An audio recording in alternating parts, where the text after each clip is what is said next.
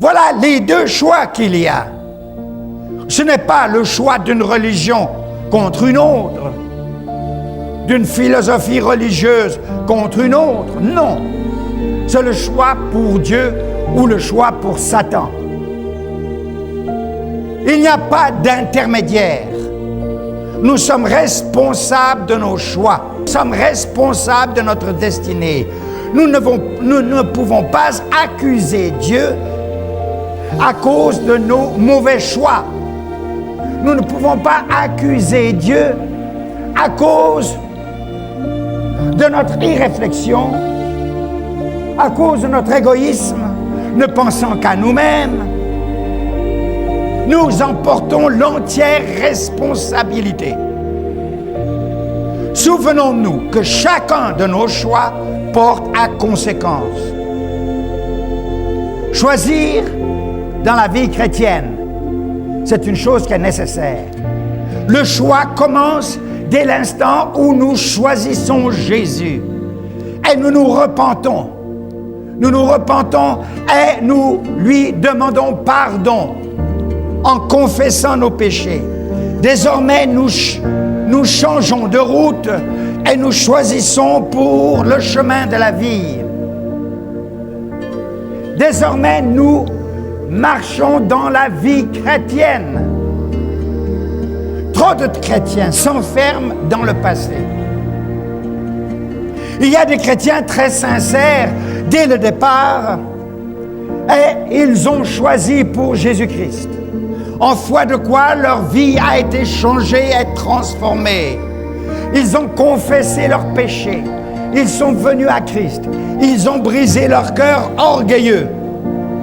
Et ils ont commencé à marcher sur ce chemin de la vie. Mais bien trop souvent, après quelques années de service, ce chrétien s'enferme dans le passé. Alors que d'autres, au contraire, s'évadent dans l'avenir. Ils ne vivent pas dans le temps présent. Ils vivent sur les bénédictions du passé. Ils parlent des bénédictions du passé. C'est une bonne chose, mais qu'en est-il aujourd'hui? Ils parlent du baptême du Saint-Esprit qu'ils ont reçu dans le passé. Ils parlent des révélations merveilleuses qu'ils ont eues dans le passé. Mais qu'en est-il aujourd'hui? Ou alors ils regardent à l'avenir. Cet avenir merveilleux, ils vivent déjà en esprit dans cet avenir. D'accord, mais qu'est-il dans le présent? Il y a un travail à accomplir dans le présent.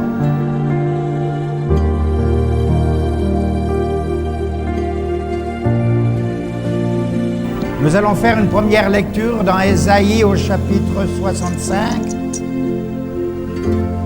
Ésaïe au chapitre 65 à partir de verset 11 jusqu'au verset 14. Mais vous qui abandonnez l'Éternel, qui oubliez ma montagne sainte, qui dressez une table pour Gad, un faux Dieu, et remplissez une coupe pour Méni, un autre faux Dieu. Je vous mène à l'épée et vous fléchirez tous le genou pour être égorgés. Car j'ai parlé et vous n'avez pas répondu. J'ai parlé et vous n'avez pas écouté.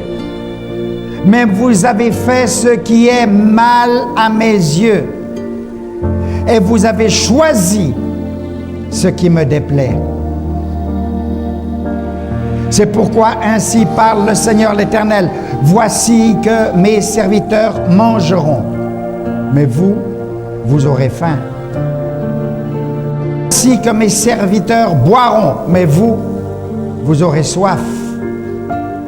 Voici que mes serviteurs se réjouiront, mais vous serez honteux. Voici que mes serviteurs triompheront dans la joie de leur cœur, et vous crierez dans la douleur de votre cœur, et vous lamenterez, l'esprit abattu. Nous lirons encore au psaume 119, versets 29 à 32.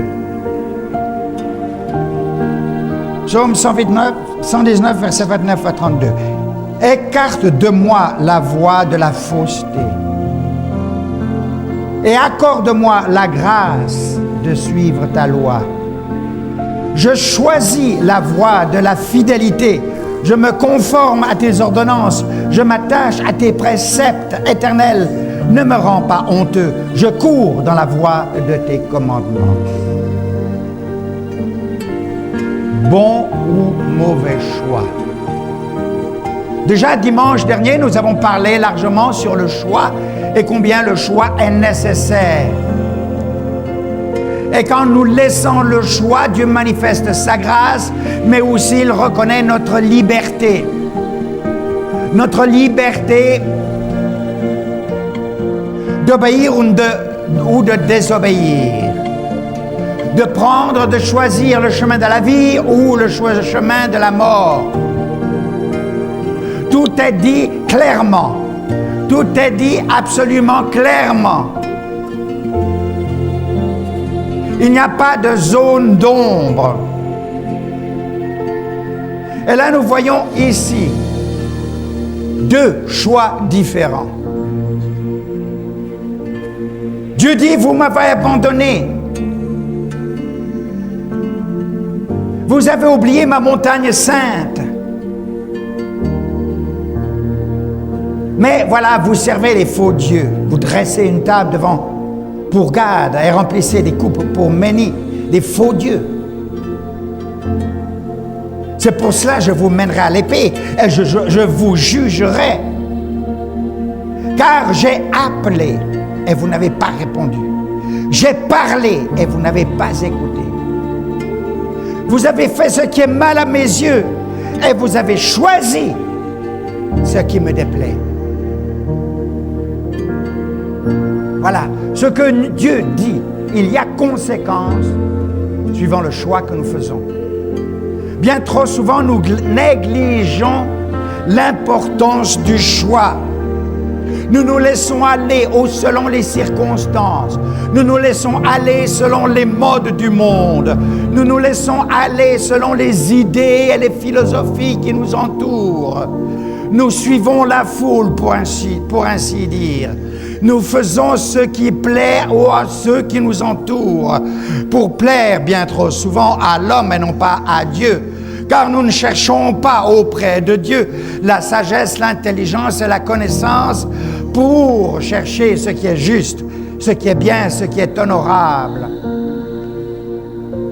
Et nous ne sommes même pas conscients qu'il y aura des conséquences inévitables à notre choix, à notre laisser-aller, à notre manque de décision. Il est bien plus facile de suivre la foule et de se laisser aller que de plutôt réagir. Il y aura des conséquences inévitables à notre choix. Et c'est ça que nous ne devons pas oublier. Ce n'est pas une chose à négliger. Elle est de la plus haute importance. Car toute notre vie en dépend. Notre futur terrestre, notre futur éternel dépend du choix que nous allons faire et que nous faisons. Le choix détermine la destinée de chacun. Il y a le choix déterminé par la convoitise de la chair et celui qui est déterminé par l'Esprit de Dieu qui habite en nous. Dans des valeurs qui ne périssent pas. Les valeurs terrestres périssent. Les choses de la terre périssent. Les choses et les valeurs de Dieu sont éternelles. Elles ne périront jamais.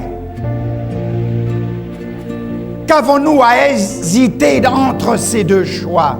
Nous avons dans ces passages deux attitudes bien différentes l'une de l'autre. Il y a un choix à faire entre deux possibilités. Et chacun de ces choix Pour chacun de ces choix, il y a des conséquences qui en découlent. Nous sommes responsables de nos choix. Voilà. Responsables de ces choix. Malheur, tristesse, regret, malédiction, colère, jugement, mort, ou alors, comme conséquence, joie, paix, bonheur, satisfaction, et tant de choses que Dieu a préparées. Voilà les deux choix qu'il y a. Ce n'est pas le choix d'une religion contre une autre, d'une philosophie religieuse contre une autre. Non, c'est le choix pour Dieu ou le choix pour Satan. Il n'y a pas d'intermédiaire. Nous sommes responsables de nos choix. Nous sommes responsables de notre destinée. Nous ne pouvons pas accuser Dieu à cause de nos mauvais choix. Nous ne pouvons pas accuser Dieu à cause de notre irréflexion, à cause de notre égoïsme, ne pensant qu'à nous-mêmes. Nous en portons l'entière responsabilité. Souvenons-nous que chacun de nos choix porte à conséquence. Choisir dans la vie chrétienne, c'est une chose qui est nécessaire.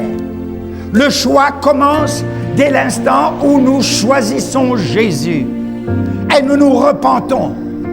Nous nous repentons et nous lui demandons pardon en confessant nos péchés.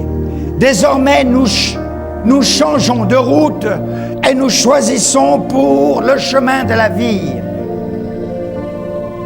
Désormais, nous marchons dans la vie chrétienne. Trop de chrétiens s'enferment dans le passé. Il y a des chrétiens très sincères dès le départ et ils ont choisi pour Jésus-Christ. En foi de quoi leur vie a été changée et transformée. Ils ont confessé leurs péchés. Ils sont venus à Christ.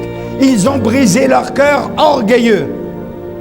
Et ils ont commencé à marcher sur ce chemin de la vie. Mais bien trop souvent, après quelques années de service, ce chrétien s'enferme dans le passé. Alors que d'autres, au contraire, s'évadent dans l'avenir. Ils ne vivent pas dans le temps présent. Ils vivent sur les bénédictions du passé. Ils parlent des bénédictions du passé. C'est une bonne chose, mais qu'en est-il aujourd'hui? Ils parlent du baptême du Saint-Esprit qu'ils ont reçu dans le passé. Ils parlent des révélations merveilleuses qu'ils ont eues dans le passé. Mais qu'en est-il aujourd'hui? Ou alors ils regardent à l'avenir. Cet avenir merveilleux, ils vivent déjà en esprit dans cet avenir. D'accord, mais qu'est-il dans le présent? Il y a un travail à accomplir dans le présent.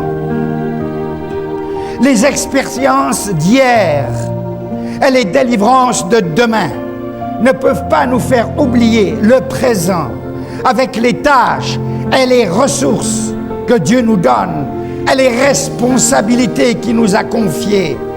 Maintenant, afin que nous vivions pleinement ce temps qu'il met à notre disposition, ce temps de la grâce. Que faisons-nous maintenant avec le temps de la grâce? Le passé, c'est une chose. Le futur, c'est une autre chose merveilleuse si nous marchons avec Christ.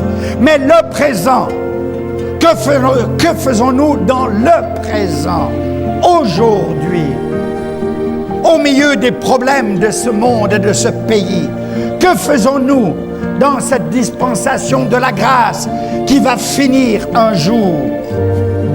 Nous sommes sauvés par grâce, mais nous ne sommes pas appelés tout de suite à entrer dans la gloire. Nous sommes appelés à cheminer sur les chemins de ce monde qui va continuellement, qui va continuellement nous solliciter afin que nous nous conformions à ses habitudes, à sa façon de vivre, à sa vanité. Le monde veut que nous vivions comme lui. Le monde veut que nous pensions comme lui. Le monde veut que nous fassions ce qu'il fait. Le monde veut que nous comprenions les choses selon sa pensée. Dans Romains 12, 2, il est dit « Ne vous conformez pas au monde présent ». Nous ne sommes pas encore dans la gloire. Nous ne sommes pas encore enlevés auprès du roi des rois et du Seigneur des seigneurs dans lequel nous avons cru. Nous sommes toujours dans ce corps de chair adamique.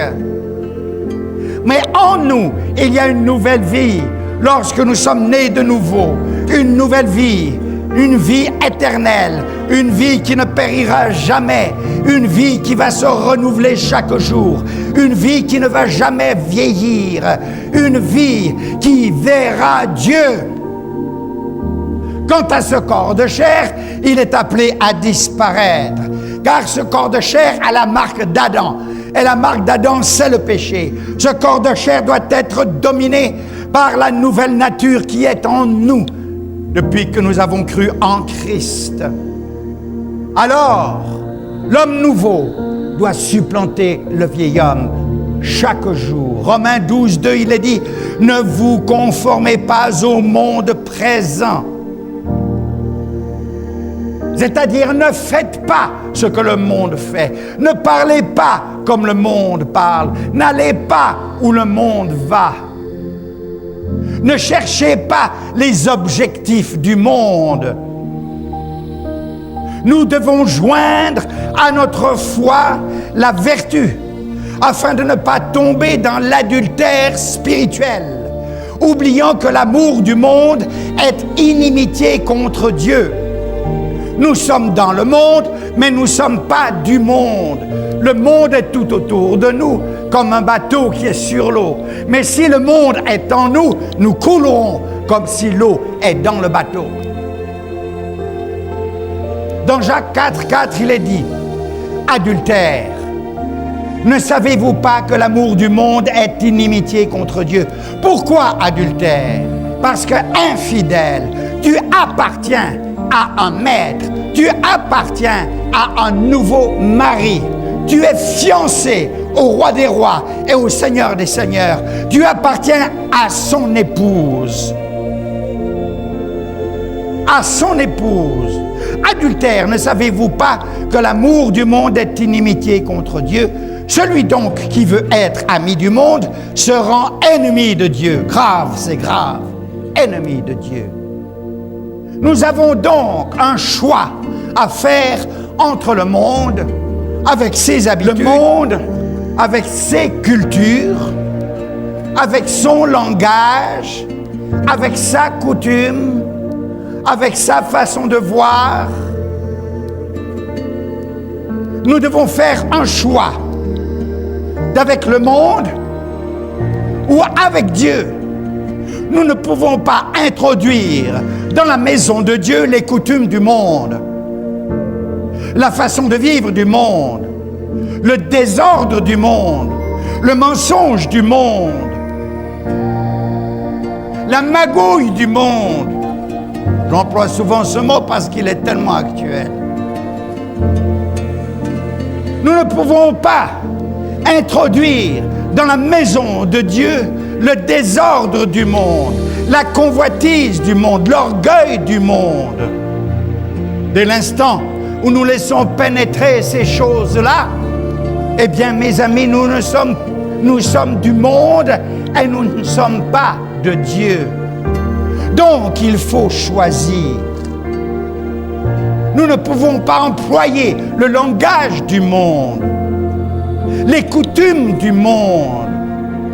Les coutumes du monde exprimées par toutes nos différentes coutumes dans nos tribus, selon la tradition de nos tribus. Non, nous en avons fini avec ce culte des morts. Nous en avons fini avec ces cultes aux idoles non avoués. mais aux idoles quand même. Nous en avons fini. Nous ne pouvons pas mélanger le monde avec le monde à venir. Deux principes différents, deux façons de vivre différentes, deux façons de penser différentes. Choisissez. Combien d'hommes et de femmes qui se disent chrétiennes n'ont plus de victoire dans leur vie chrétienne car ils cherchent d'adapter l'inadaptable par le compromis. Il n'y a pas de compromis possible.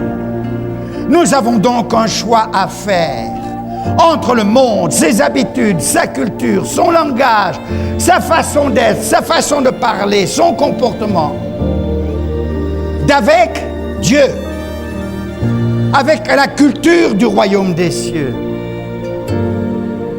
avec la pensée du royaume des cieux,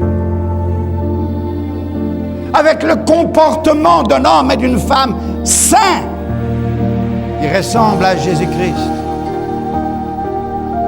Choisissez. Quand Abraham et Lot, son neveu, décidèrent de se séparer pour éviter les querelles car ils avaient de grands biens, et ils avaient de grands troupeaux, et leurs bergers et leurs gardiens de leurs troupeaux se disputaient à cause soit des pâturages, soit des points d'eau. Et il y avait des querelles.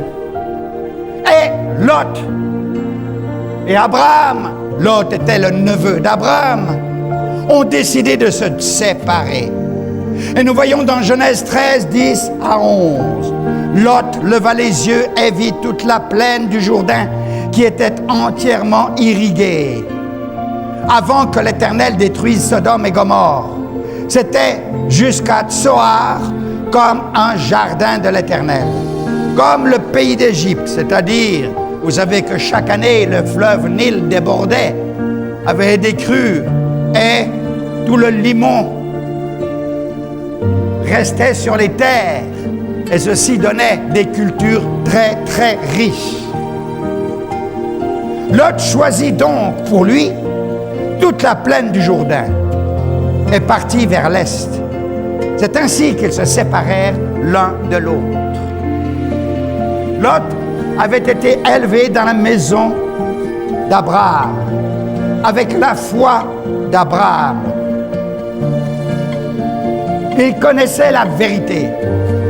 Lot n'a pas compris qu'il n'appartient plus à lui-même, mais qu'il appartient à Dieu. Mais cet homme a fixé ses yeux sur des choses qui correspondent au désir de son cœur. Le meilleur du pays, toute la vallée du Jourdain. Ce n'est pas aride. Tout est bien irrigué. Les cultures sont riches. Il y a plein d'eau pour les troupeaux. Il a choisi le meilleur. Abraham, homme de Dieu. Homme qui se confie en Dieu et qui ne se fixe pas ses yeux sur ce que les hommes appellent valeur, mais qui fixe ses yeux sur ce que Dieu appelle valeur, a laissé le choix à Lot, quoique étant le plus vieux. Lui a dit, si tu pars à droite, je partirai à gauche. Si tu pars à gauche, je partirai à droite. Un test pour Lot. Mais Lot a choisi selon la convoitise de ses yeux,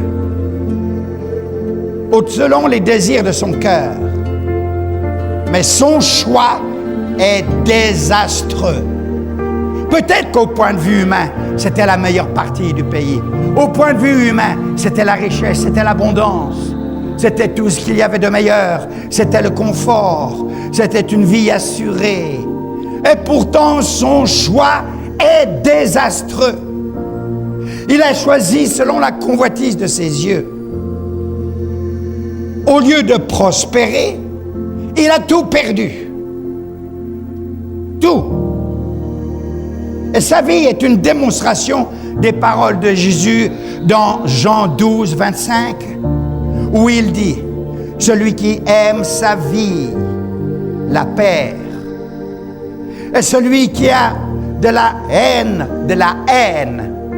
le langage est fort, pour sa vie, dans ce monde, la conservera pour l'éternité. » Vous voyez le terme qui est employé. Celui qui aura de la haine pour sa vie, c'est-à-dire qui ne va pas d'abord penser à son confort, penser à sa richesse, penser à ses biens, penser à ce que le monde peut lui procurer, mais qui pensera plutôt aux valeurs vraies, aux valeurs éternelles, aux valeurs qui demeurent. Pour le monde, il ne profite pas. La porte est ouverte et cet homme ne profite pas. Aujourd'hui, dans notre société, nous avons tous tendance à vouloir profiter.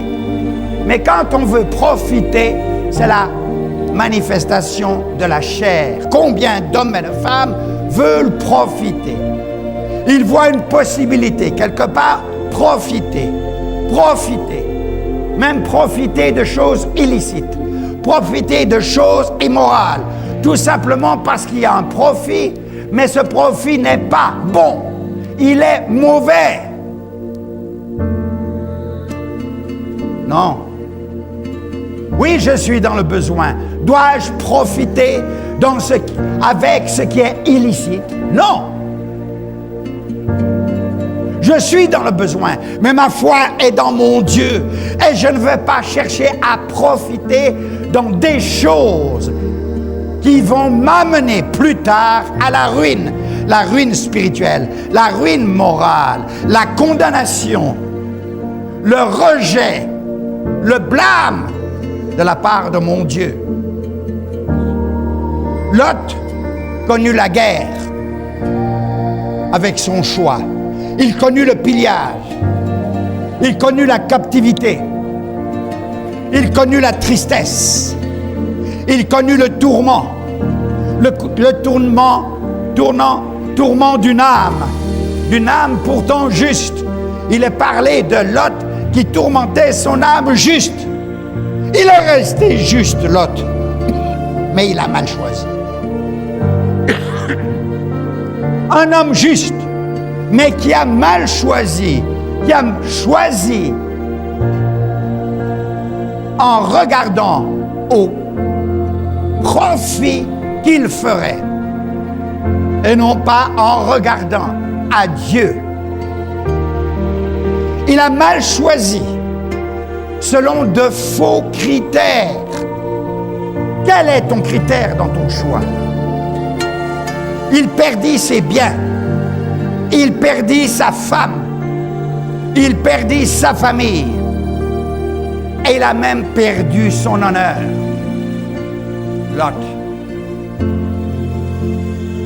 Le choix est une chose importante. Ce n'est pas parce que la vallée du Jourdain est verdoyante et que l'eau y est en abondance et que la terre produit et que le bétail peut avoir tout ce qu'il faut et parce qu'il y aurait un avenir excellent, que c'est forcément le chemin de Dieu. Tu as vu les avantages matériels dans le temps, mais tu as tout perdu, car ce n'était pas le chemin de Dieu pour toi. D'un autre côté, vous avez le choix d'Abraham. Abraham a choisi le Dieu unique, qui s'est révélé à lui et dans lequel il a cru. Il s'en remet au Dieu très haut.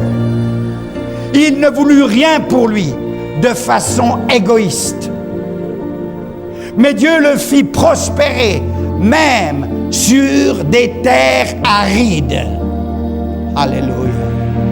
Même dans le temps difficile, même quand il n'y a pas de travail, même lorsque il y a des difficultés de toutes parts, Dieu te fera prospérer si tu choisis pour lui et refuse le chemin de la facilité naturelle. Il ne veut rien pour lui de façon égoïste. Dieu le fait prospérer. La bénédiction repose sur lui. Dieu l'encourage et lui dit dans Genèse 15, 1, « Sois sans crainte, Abraham, je suis moi-même ton bouclier et ta récompense sera très grande. Je suis moi-même. » Qui est moi-même? Le Dieu des cieux, le Créateur, celui qui a créé Abraham et celui qui nous a créés et qui nous a mis sur cette terre qui s'appelle le Congo. Voilà, je suis moi-même. N'est-ce pas extraordinaire et merveilleux que le Dieu puissant et créateur de l'univers prenne soin d'un homme? Alléluia. Il ne regarde pas la masse, il regarde l'individu. Et il regarde l'individu fidèle, l'individu droit qui choisit pour lui, qui choisit non pas en vertu des bénéfices qu'il peut avoir d'une façon ou d'une autre, mais qui choisit pour lui, sans égoïsme dans son cœur. Il fit confiance à Dieu, il crut en lui, Dieu dans sa volonté, et ça, il est prêt à faire la volonté de Dieu, et Dieu est sa priorité.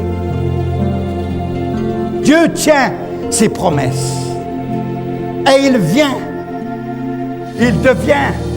Abraham, le père de tous ceux qui ont sa foi. Ce choix entre Dieu et le monde doit se faire chaque jour pour le chrétien. Lot n'était pas païen. Il adorait le même Dieu qu'Abraham. Mais ses yeux étaient dans les bénéfices et le meilleur des choses qui périssent. Et c'est pour cela qu'il a tout perdu.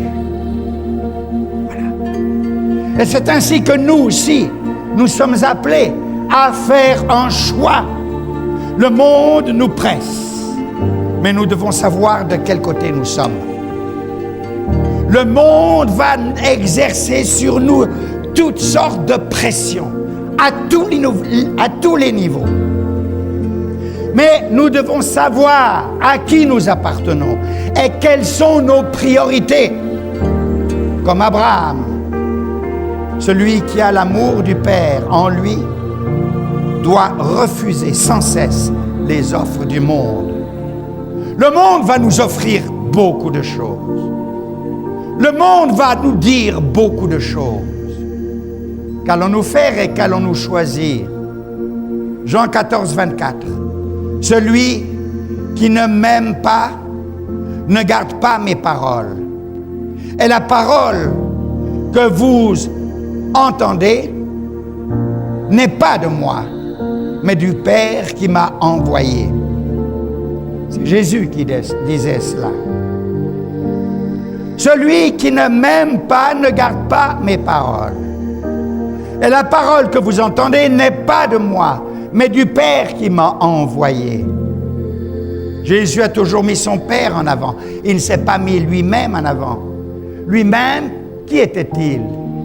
Il était le sauveur du monde. Il était l'homme parfait. Il était le dernier Adam, Jésus. Et il était homme en toutes choses. C'est pour cela qu'il a dépendu du Père pour toutes ses actions. L'Écriture ne connaît pas de principe intermédiaire.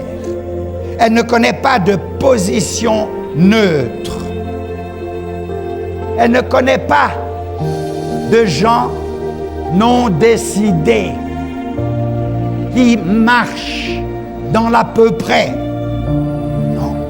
La règle du croyant est simple. Au lieu d'être indécis et de chercher où commence le monde et où il finit, et qu'est-ce que la mondanité, il se demande, ceci est-il du Père? Est-ce que cela vient du Père. 1 Jean 2, 15 à 17, il est dit, « N'aimez pas le monde, ni ce qui est dans le monde. Si quelqu'un aime le monde, l'amour du Père n'est pas en lui. Car tout ce qui est dans le monde, la convoitise de la chair, la convoitise des yeux, c'est bien ce que Lot a vu. Il a convoité des yeux. Et l'orgueil de la vie ne vient pas du Père, mais vient du monde. Et le monde passe, et sa convoitise aussi. Mais celui qui fait la volonté de Dieu demeure éternellement. » Nous voulons demeurer éternellement. Amen. Alors, n'aimons pas le monde, ni les choses qui sont dans le monde. Ne nous identifions pas avec le monde. Tout ce que le Père n'accepte pas, nous ne pouvons l'accepter. Choisissez Lot ou Abraham. Le choix de Joseph. Nous ne sommes pas seulement dans un monde qui nous tente par ses attraits, par ses possibilités. Nous ne sommes pas seulement dans un monde qui nous tente par ses commodités. Nous vivons dans une sphère où règne le péché, qui ne cesse de solliciter notre chair. Là encore intervient notre choix. Qu'allons-nous faire? Nous connaissons tous cette alternative. Succomber ou résister. Satisfaire nos passions ou renoncer. Accepter l'inacceptable aux yeux de Dieu ou fuir ces choses que nous savons mauvaises, au risque d'être dépouillés, mal jugés, rejetés par les hommes. Un choix. Cela a été le choix que Joseph a dû faire dans Genèse 39, versets 1 à 20. Vous avez son histoire. Joseph, qui avait été vendu comme esclave par ses frères, il est là en Égypte. Un officier de Pharaon l'achète. Mais la bénédiction de Dieu est sur Joseph. Pourquoi? Parce qu'il craint son Dieu. Pas de temple, pas de prophète, pas de parole de l'Éternel, pas de compagnon de son peuple et de sa race, dans un pays idolâtre, seul comme abandonné. Il est là dans la maison de Potiphar. Dieu bénit son travail. Mais il a refusé, il a résisté, il a fui cette femme de Potiphar qui le voulait. Il a dit à cette femme, « Comment ferais-je un si grand mal et pécherais-je contre l'Éternel ?» Alors qu'il faisait son service dans cette maison, elle ne faisait que de le harceler. « Couche avec moi, couche avec moi. » Comment ferais-je un si grand mal et pécherais-je contre Dieu? Le résultat immédiat pour lui, dans le choix qu'il a fait de ne pas pécher contre Dieu et contre son maître, a été l'emprisonnement. Cette femme mauvaise l'a accusé de choses qu'il n'avait pas faites. Le résultat fut qu'il fut jeté en prison. Pourtant, il aurait pu dire, « Je n'ai personne qui me voit. » Et après tout, c'est la femme du patron. C'est ce qu'elle veut. Bon, qu'est-ce que ça peut faire? Je n'ai pas d'église où aller. Je n'ai pas de prophète ici. Et la parole de Dieu, Dieu m'a oublié, vendu par mes frères dans ce pays étranger. Non, voilà un homme de caractère. Comment puis-je faire un si grand mal? Comment puis-je faire un si grand mal et pécherais-je contre mon Dieu? Résultat, il est jeté en prison. Est-ce qu'il s'est lamenté? J'ai voulu faire le bien, voilà la récompense. J'ai résisté au péché et voilà le résultat. Non, Dieu l'a béni en prison. Dieu peut te bénir partout. Dieu peut te bénir dans la prison. Dieu peut te bénir dans la pauvreté. Dieu peut te bénir où que ce soit, si seulement tu restes intègre. Un jeune homme qui n'est pas marié, pris en esclavage, dans un pays étranger, et une femme riche et belle qui le sollicite. Vas-tu résister, toi? Quel est ton caractère? En qui as-tu cru? Tu as un choix à faire. Mais Dieu ne l'a pas abandonné. Injustice, souffrance, Dieu est avec lui. Il sera avec toi dans la souffrance. Il sera avec toi dans l'injustice. Et Dieu le récompense pour sa fidélité. Genèse 39, 21 à 23. L'Éternel fut avec Joseph et il étendit sa bonté sur lui. Certes, chemin difficile que celui qu'il a choisi. Le chemin du juste, ce n'est pas un chemin facile, mais chemin d'obéissance à son Dieu. Alors, son Dieu n'a pas honte de lui. Il le conduira jusqu'à la liberté, à la joie, à la louange, à la gloire et même au pouvoir. Pourquoi? Parce qu'il a passé le test. Combien d'entre nous, nous voulons avoir la gloire et le pouvoir, mais nous sommes des magouilleurs sur toute la ligne. Quelle gloire est-ce que nous allons avoir? Et quel pouvoir? Peut-être un pouvoir de dictateur, usurpateur et destructeur. Peut-être un pouvoir qui va écraser le pauvre et le malheureux. Non, non. Dieu a besoin d'hommes intègres, d'hommes de caractère.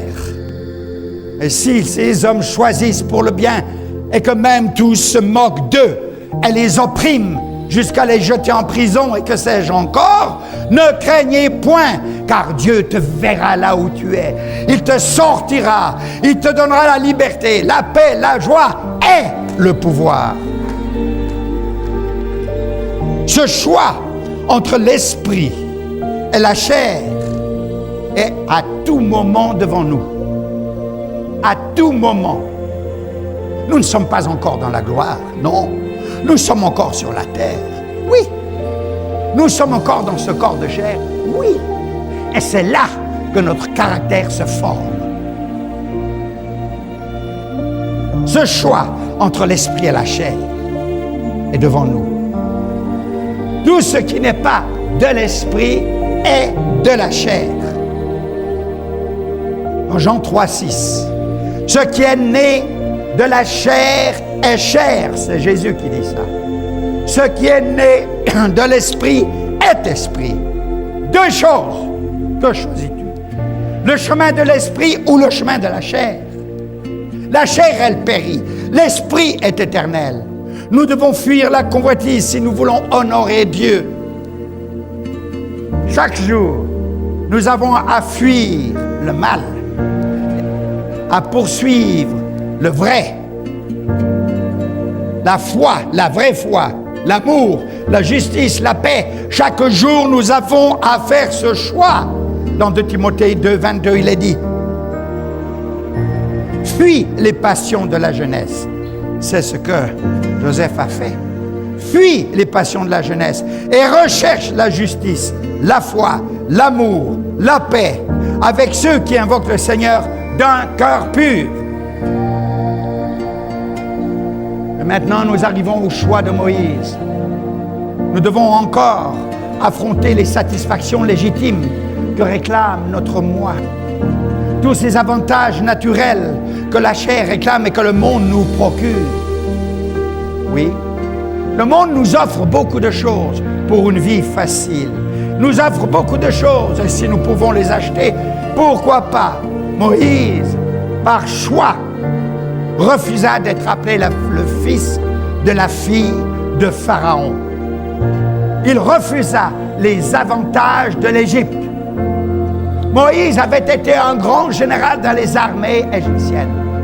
Moïse, il était bien connu dans tout le pays.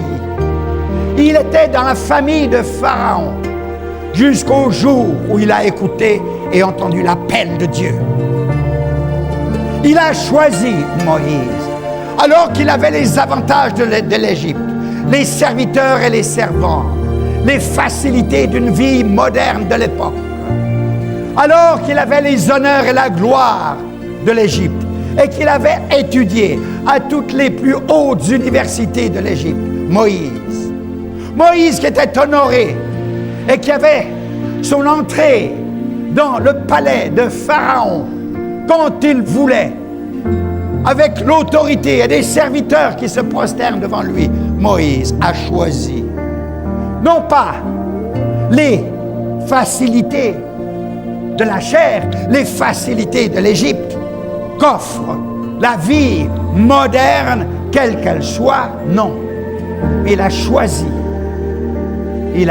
son peuple, et le peuple de Dieu. Dans Hébreux 11, 24 à 27, c'est par la foi que devenu grand, Moïse refusa d'être appelé fils de la fille de Pharaon, aimant mieux d'être maltraité avec le peuple de Dieu que d'avoir la jouissance éphémère du péché.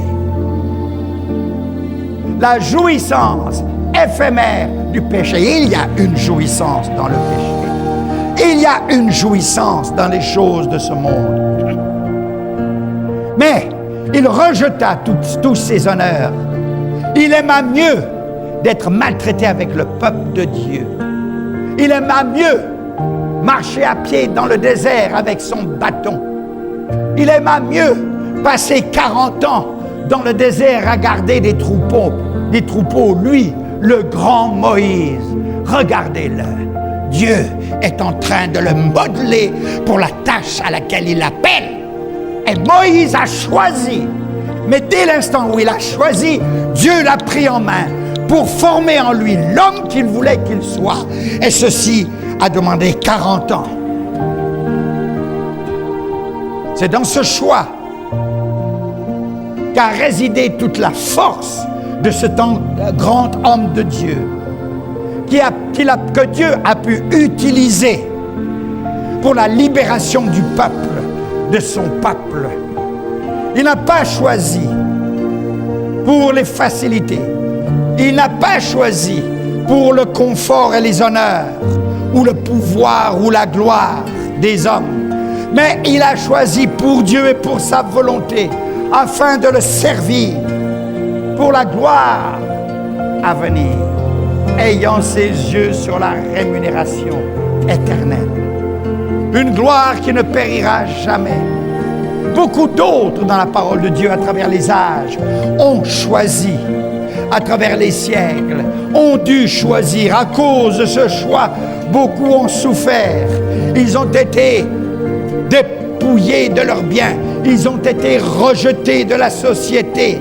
Ils ont souffert et même beaucoup ont été mis à mort à cause de leur choix. Mais à eux est la couronne de la gloire et la vie éternelle. À eux est la récompense que Dieu leur donnera. Ce choix peut coûter la perte de nos biens. Le rejet de la société peut nous coûter la vie même. Mais celui qui choisit pour Dieu, pour ce qui est juste, pour ce qui est saint, pour l'amour du prochain, pour la justice, qui choisit pour la vérité, la sainteté, Dieu sera avec lui et il sera son enfant, héritier de ses promesses. Il est difficile de ne pas nous laisser influencer par le monde qui nous entoure, par nos familles qui nous sollicitent. Laissé à nous-mêmes, à lui-même, l'homme est charnel par nature. Ses œuvres sont celles de la chair. Non, pas toujours dans des actions grossières, non, mais aussi dans ses agissements les plus raisonnables. L'homme est charnel. Comment va-t-il être conduit? Par sa pensée charnelle dans le bien qu'il fait ou dans le mal qu'il fait, ou par une pensée qui vient de l'Esprit inspiré de Dieu. L'Église du Dieu vivant, ce peuple qui s'est acquis par son sang à grand prix, c'est un peuple mis à part, indépendant du monde, l'Église. Mais dès que cette Église veut être reconnue par le monde et qu'elle veut s'assimiler au monde, elle perd le sens vrai de la liberté et de la puissance qu'elle a en Christ en s'associant au monde. L'Église ne peut s'associer au monde. Elle est à part. La pauvreté et l'impuissance spirituelle dont souffre l'Église aujourd'hui à travers le monde vient de son flirt avec le monde. On veut introduire dans l'Église les méthodes et les philosophies du monde. Dieu ne suffit pas. Nous voulons être comme le monde en s'identifiant à lui. Ayant commencé avec Dieu, on ne veut plus aller jusqu'au bout avec Dieu. Et on s'installe dans la médiocrité spirituelle. Plus de puissance que des paroles ou des gens qui prétendent faire des miracles et il n'y a pas de miracle. Des gens qui prétendent avoir des révélations et cela ne vient pas de Dieu, mais cela vient d'hommes qui sont des charlatans.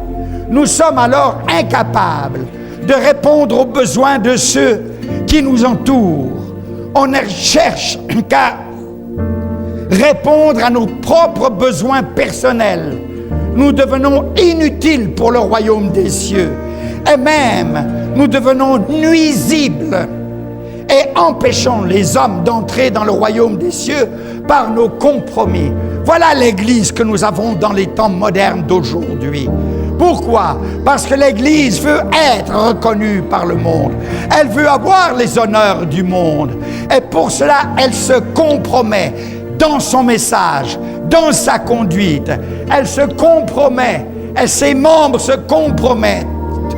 Et ses dirigeants se compromettent pour avoir la gloire des hommes. Non! L'Église est une entité qui s'appelle sainte, mise à part pour Dieu, qui défend les vérités de la sainteté, de la justice, de la droiture, de la vérité. Des gens différents qu'on déteste, peu importe, mais qui vont parler afin d'arracher les hommes et les femmes qui périssent loin de Dieu. Des hommes et des femmes qui sont à part parce qu'ils vivent pour le Christ vivant. Leur vie a été transformée. Ils ont choisi. Avez-vous choisi qui vous allez servir? Il n'y a que deux possibilités. Laquelle choisissez-vous? Le monde ou Dieu? Satan ou Jésus-Christ? Qui choisissez-vous? La vérité ou le mensonge? Le compromis ou la justice? Il n'y a pas de compromis à faire sur ce qui est juste, sur ce qui est vrai, sur ce qui est pur, sur ce qui est saint. Cessons les compromis. Alors la puissance reviendra, l'autorité reviendra. Choisissons. Baissons la tête. Seigneur, bien souvent, nous choisissons mal. Nous choisissons selon nos propres critères, selon nos propres désirs personnels. Bien souvent, Seigneur, nous sommes comme Lot. Nous voyons les avantages matériels. Nous voyons ce que nous pouvons en tirer. Et Seigneur, le résultat, ce n'est que la faillite. Au lieu de nous en remettre à toi, s'il te plaît, parle à chacun maintenant. Parle à chacun maintenant. Peut-être qu'il y en a ici qui ont mal choisi. Et à cause de cela, ils gémissent aujourd'hui. Et rien ne marche, rien ne va. Ce n'est que misère. misère. Ils essayent de survivre alors que d'autres qui ont bien choisi, tu leur donnes la paix, la joie, le bonheur, la satisfaction. Parle ce matin dans les cœurs de chacun au nom de Jésus.